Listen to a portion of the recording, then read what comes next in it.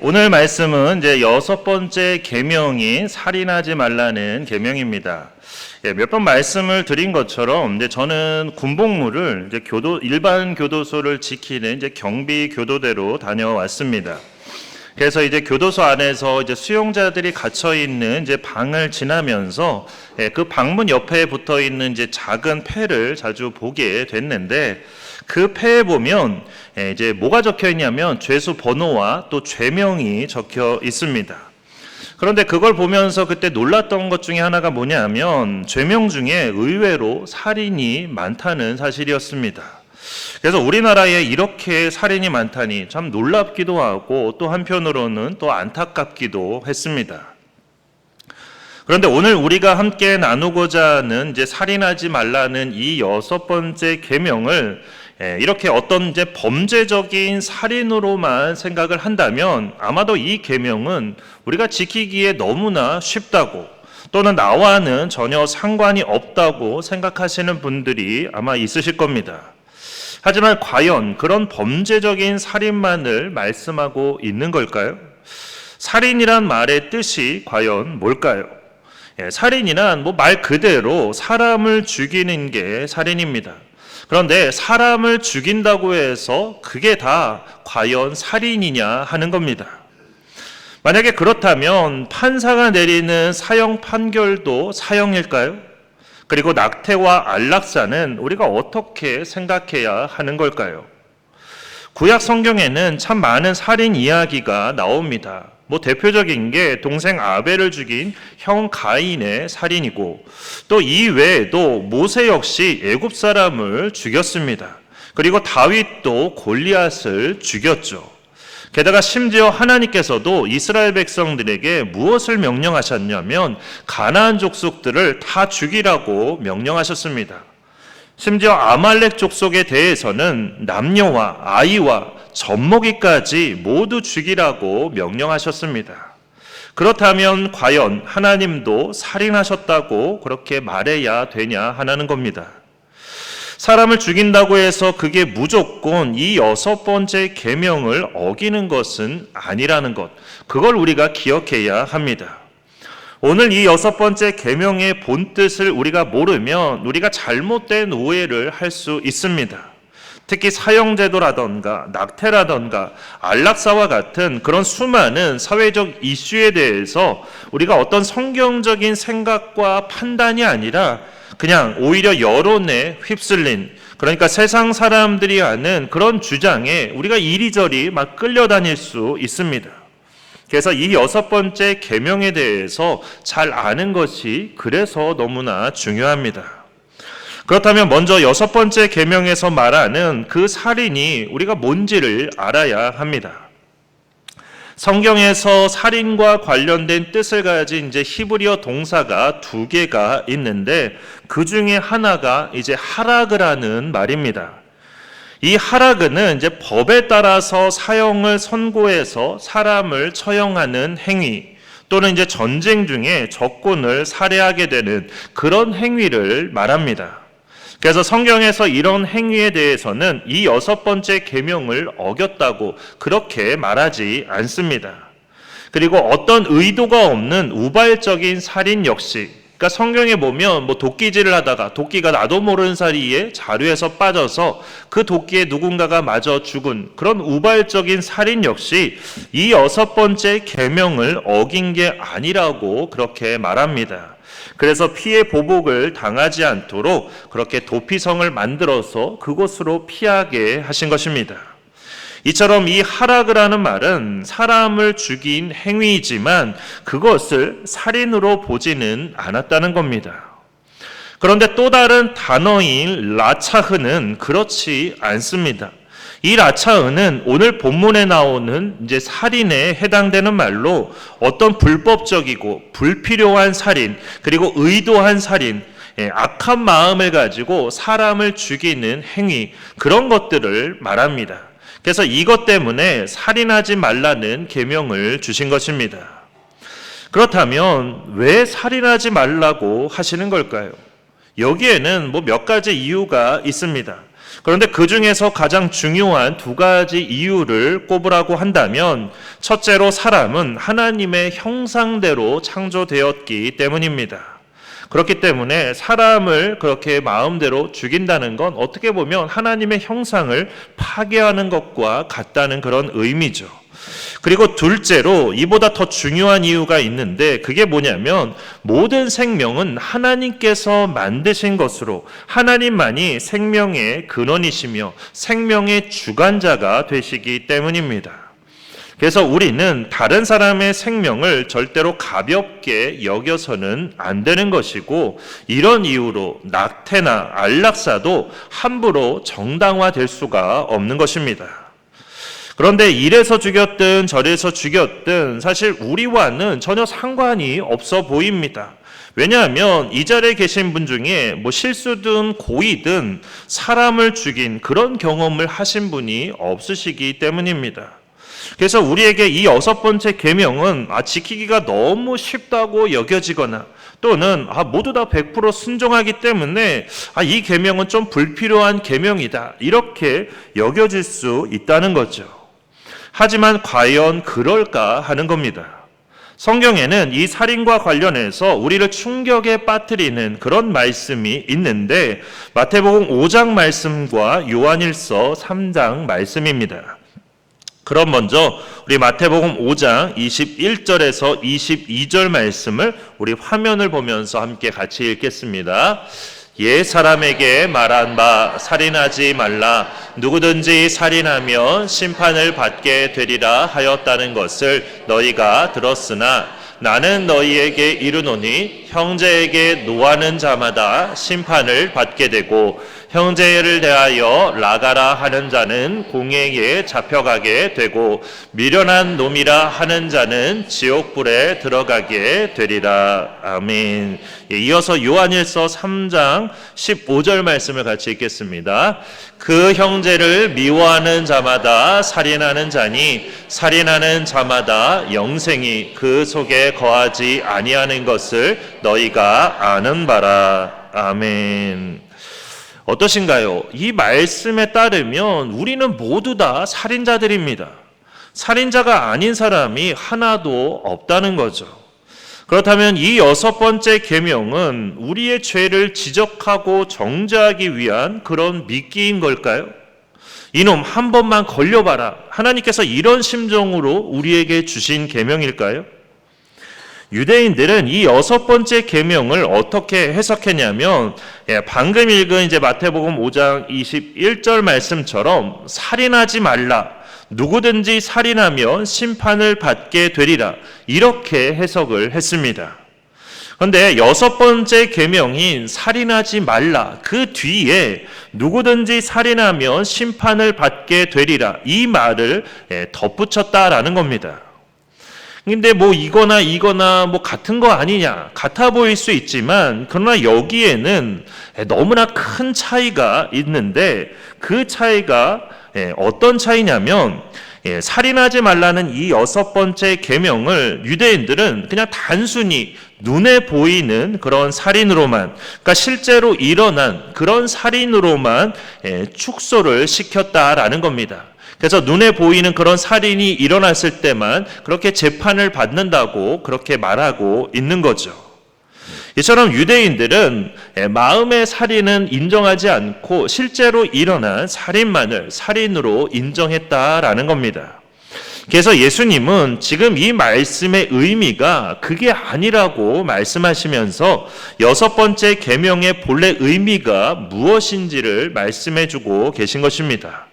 그리고 예수님께서 말씀하시는 이 6번째 계명의 가장 중요한 핵심 의미가 뭐냐면 우리가 방금 읽었던 마태복음 5장 21절과 22절에 이어지는 23절과 24절 말씀의 그 핵심 의미가 잘 나와 있는데 우리 그 말씀을 화면을 보면서 함께 같이 읽겠습니다. 그러므로 예물을 제단에 드리려다가 거기서 내 형제에게 원망 들을 만한 일이 있는 것이 생각 생각나거든. 예물을 제단 앞에 두고 먼저 가서 형제와 화목하고 그 후에 와서 예물을 드리라. 아멘. 예, 여기서 마지막에 나오는 형제와 화목하고 그 후에 와서 예물을 드리라. 그러니까 이게 바로 핵심입니다. 다시 말해서 여섯 번째 계명의 핵심은 생명을 사랑하고 소중히 여기며 형제와 화목하게 사는 것, 다른 사람과 화목하게 지내는 것, 이게 바로 이 여섯 번째 계명의 핵심이라는 말씀입니다. 그렇기 때문에 형제와의 화목을 깨트리는 것, 그 화목을 방해하는 것, 이런 것들은 모두 이 여섯 번째 계명을 어기는 것에 해당된다는 말씀입니다. 그러니까 내 손으로 어떤 사람의 생명을 끊어야만 살인이냐? 그게 아니라는 거죠. 내가 어떤 사람을 직접 죽이지는 않았지만 그 사람이 죽음을 선택하도록 만드는 것들, 예를 들면 악성 댓글이라던가 왕따와 같은 것들, 그 모든 것들 역시 이 여섯 번째 계명을 어긴 게 된다는 말씀입니다.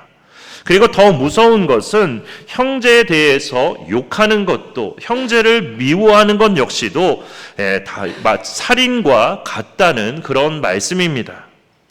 예수님께서는 이러한 살인의 예를 이제 세 가지로 말씀해 주셨는데, 첫 번째는 형제에게 노하는 자이고, 두 번째는 형제를 대하여 라가라고 욕하는 자이고, 세 번째는 미련한 놈이라고 말하는 자입니다.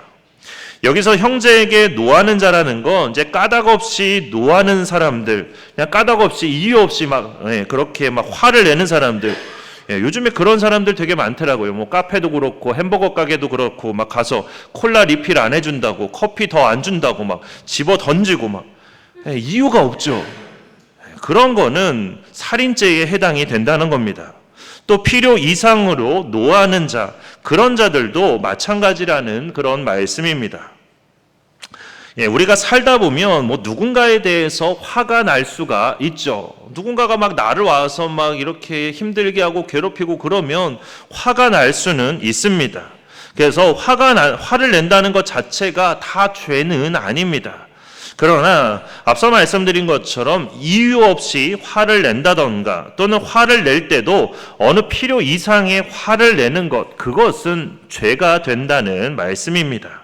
왜냐하면 그런 화들은 결국에는 교만에서 나오기 때문에 그렇습니다. 그러니까 쉽게 말해서 화를 낼 때 네가 감히 이런 생각이, 이런 마음이 우리 안에서 나오기 때문에 그렇습니다. 그런가 하면 이제 두 번째로 라가라는 말은 텅 빈 것을 의미합니다. 그러니까 우리말로 하면 바보 멍청이, 그런 뜻입니다.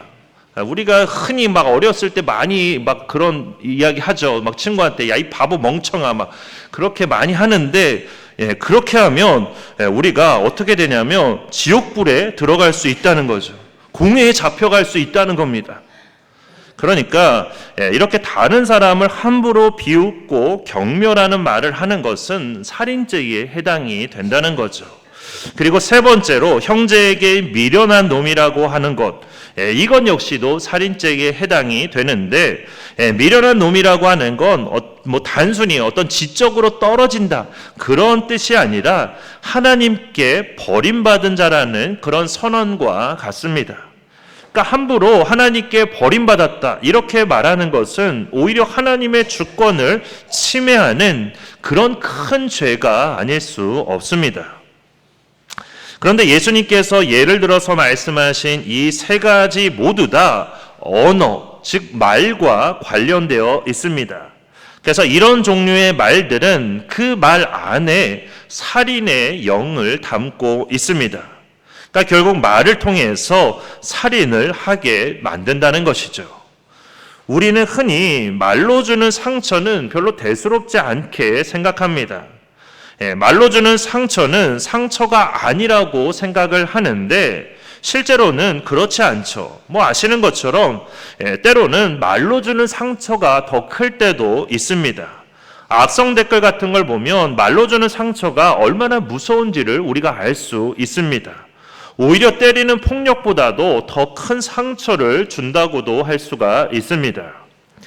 예수님께서 이렇게 언어에 대해서 이런 말씀을 하신 이유가 있습니다. 그 이유는 사람의 마음에 가득한 것이 결국에는 말과 행동으로 나오기 때문에 그렇습니다.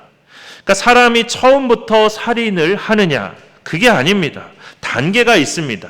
맨 먼저는 미움이 커지면서 마음속으로 살인을 하게 됩니다. 그리고 마음속에서 살인이 계속 이어지면 그 다음 단계가 뭐냐면 그게 반드시 말로 나타나게 되어 있습니다. 미워하는, 그리고 죽이고 싶다는 그런 마음의 폭력이 이제는 언어의 폭력으로 바뀌어서 나타나게 되는 겁니다. 그런데 이런 말이 내 마음과 입에서 튀어나오려고 할 때 그때 내가 지금 살인의 영에 붙들려 있다. 내가 지금 살인의 영에 붙들려 있구나. 그것을 깨닫고 기도함으로써 그게 잘 처리가 되면 그러면 문제가 간단해지는 겁니다. 하지만 그게 처리가 되지 않고 결국 행동으로 나타나게 되면 큰 사건으로 번지게 되는 것이죠. 가인이 아벨을 죽인 사건에서 가인이 아벨을 죽였기 때문에 살인자가 된 걸까요? 아니면 살인의 영에 붙들렸기 때문에 살인자가 된 걸까요? 전자일까요? 후자일까요? 다 아실 겁니다. 살인에서 살인자가 된 게 아니라 이미 그 전에 살인의 영에 붙들렸기 때문에 그래서 살인자가 된 겁니다. 그래서 창세기 4장을 보면 가인과 아벨이 각각 하나님께 제사를 드렸을 때 하나님께서 아벨의 제사만 받으시고 가인의 제사는 받지 않으셨습니다.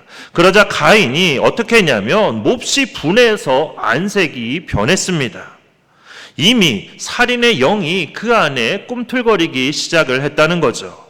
그래서 그때 그런 가인의 모습을 보신 하나님께서 가인에게 이렇게 말씀하셨습니다. 우리 창세기 4장 6절과 7절 말씀을 같이 한번 읽겠습니다. 여호와께서 가인에게 이르시되 내가 분하여 함은 어찌 됨이며 안색이 변함은 어찌 됨이냐. 내가 선을 행하면 어찌 낯을 들지 못하겠느냐. 선을 행하지 아니하면 죄가 문에 엎드려 있느니라. 죄가 너를 원하나 너는 죄를 다스릴지니라. 아멘.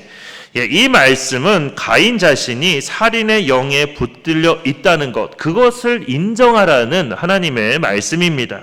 그걸 인정하고 깨닫고 하나님의 도우심을 구해야만, 그래야만 진짜 살인을 방지할 수 있기 때문입니다.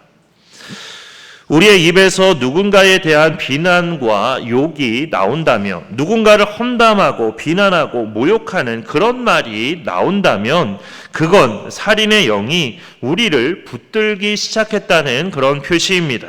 그렇기 때문에 더 나빠지기 전에 그 문제를 가지고 우리가 하나님께 기도함으로 해결을 해야 하는 것입니다. 이처럼 해결책은 내 안에 그런 악한 마음이 있다는 것을 먼저 인정하는 것, 거기에서부터 진정한 문제 해결이 시작이 되는 것입니다. 하나님께서 우리에게 십계명과 율법을 주신 것은 그걸 통해서 막 우리를 죄인으로 낙인 찍고 벌 주기 위해서, 그래서 계명을 주신 게 아닙니다. 십계명과 율법을 통해서 우리가 죄인이며 연약하고 부족한 존재라는 걸 깨닫게 하기 위해서 십계명을 주신 것입니다. 왜냐하면 그걸 깨달아야만 하나님을 의지하게 되기 때문입니다. 그렇게 하나님을 의지하게 되고 하나님으로부터 그 모든 죄에서 벗어날 힘과 능력을 얻게 되기 때문입니다. 그렇게 나는 아니라고, 나는 살인하지 않았다고, 나는 그런 죄를 짓지 않았다고 그렇게 말하는 게 아니라 우리 모두가 이 6번째 계명을 어긴 그런 죄인이었음을 우리가 솔직히 인정하고 하나님께 용서를 구해야 하는 것입니다. 우리가 그렇게 할 때 하나님께서는 모든 생명의 주인이 하나님이심을 다시금 깨닫게 하시고 성령님을 통해 우리의 마음을 붙들어 주셔서 이 문제를 해결할 수 있도록 우리를 이끌어 주실 것입니다. 그런데 만약에 우리가 가해자가 아니라 피해자인 경우라면 어떻게 해야 하는 걸까요? 누군가로부터 나를 무시하는 소리를 듣는다면, 나를 욕하고 비난하는 그런 소리를 듣는다면 뭐 어떻게 해야 하는 걸까요? 막 당장 뛰어가서 막 머리끄댕이 잡고 막 치고받고 싸우면 될까요? 아니면 반대로 그냥 무조건 참기만 하면 되는 걸까요? 전에 수요 기도회 때 함께 나눴던 것처럼 시편에 보면 놀랍게도 저주시라는 게 있습니다. 이 저주시는 말 그대로 누군가를 저주하는 시인데, 대표적인 저주시인 우리 시편 109편 말씀을 우리 화면을 보면서 같이 읽도록 하겠습니다.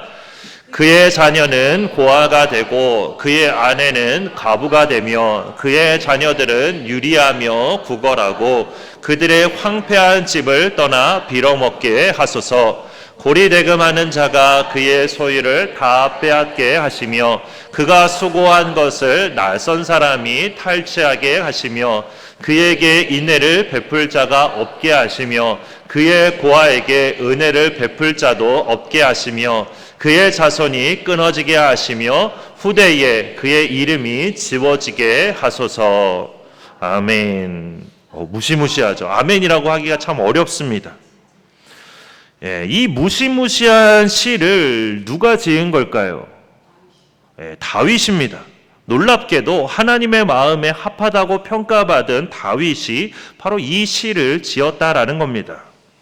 다윗이 지금 원수에게 그 자녀는 고아가 되고 아내는 과부가 되라고 퍼붓는 그런 처절한 기도가 지금 이 시편에 담겨 있습니다.